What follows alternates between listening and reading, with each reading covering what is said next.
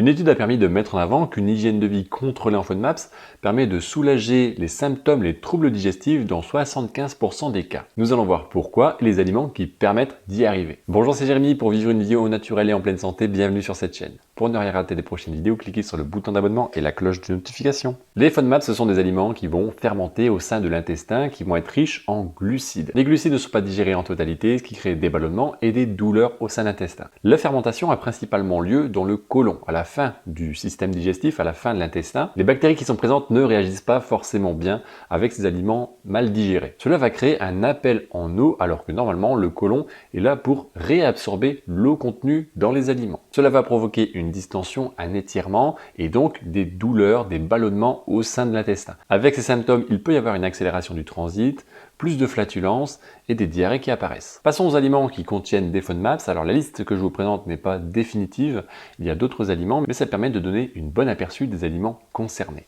Alors on commence d'abord avec le mot FODMAPS. Pour expliquer très rapidement à quoi ça correspond, le F est pour fermenticible, les aliments qui vont fermenter au sein de l'intestin tout simplement. Le O correspond aux glucides complexes, les glucides qui vont demander plus de temps de travail par notre système digestif, notre estomac, pour être digérés.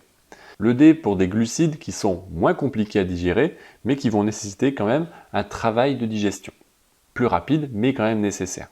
Le M pour des glucides simples. Ces formes de glucides sont généralement absorbées rapidement par notre corps.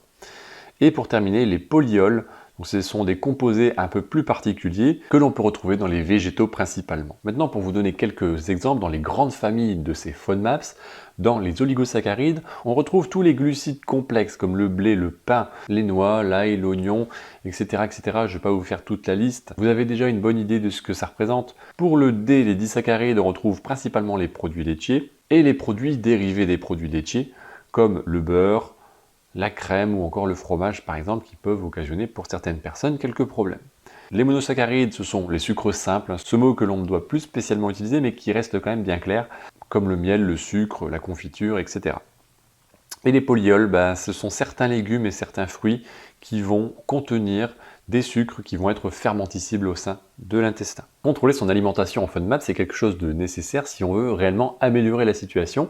En tout cas, dans la majorité des cas, on voit qu'il y a un intérêt. Les études le prouvent. Le premier intérêt de cette méthode, c'est de restaurer le système digestif et de retrouver un fonctionnement normal de l'intestin. Deuxième intérêt, c'est de savoir quels sont les aliments qui vont poser problème ou non. On teste tous les aliments pour savoir ce qui pose problème ou non. Troisième intérêt de la méthode est de rééquilibrer l'alimentation avec ce qui permet de vivre correctement, de préserver le système digestif et de continuer à manger un petit peu de tout sans devoir supprimer automatiquement tous les FODMAPS qui pourraient poser problème. Alors, ça ne sert absolument à rien de tout supprimer parce que l'on est concerné par une sensibilité à un aliment particulier.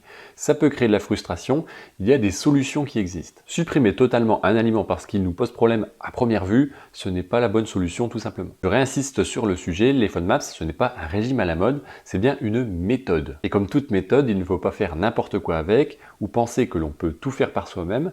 Cela peut créer des problèmes dans l'équilibre alimentaire et donc développer des frustrations, mais également des problématiques de santé comme des carences. Vous n'êtes pas obligé et il ne faut pas subir les troubles digestifs, les problèmes digestifs tout au long de sa vie. Il est tout à fait possible de soulager, voire de stopper ces troubles et d'améliorer le confort de vie. Les solutions draconiennes où il faut tout arrêter, tout changer, ce qu'on a l'habitude de faire, ce que l'on aime faire, ce n'est pas la première solution à adopter. Je le rappelle, le premier objectif de cette méthode, c'est de soulager, d'éviter les troubles digestifs. Et par effet domino, de devoir supprimer les aliments que l'on apprécie au quotidien. N'hésitez pas à me poser vos questions en commentaire si vous en avez sur le sujet. Est-ce que vous savez pour quelles raisons ces problèmes digestifs surviennent pour vous ou si vous avez toute autre question sur les FODMAPS. Regardez en description, vous avez une méthode offerte pour vous permettre de comprendre ce qu'il faut faire pour continuer à consommer des FODMAPS sans devoir tout supprimer et bien sûr améliorer votre qualité de vie et vos troubles digestifs. On se retrouve bientôt pour une nouvelle vidéo et un nouveau sujet. Portez-vous bien et à bientôt.